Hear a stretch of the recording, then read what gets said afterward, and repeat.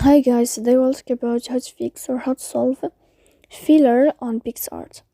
To know how to fix or how to solve failure on Picsart, you should just go to settings. Here you can click on apps, default apps, app settings. Then you can go to the window or to the app of Picsart. You will go to Picsart app.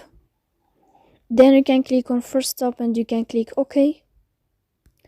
Here we'll enter to the window of storage. Then you can click clear cache. Don't click clear detail because that can cause you errors or can delete your account.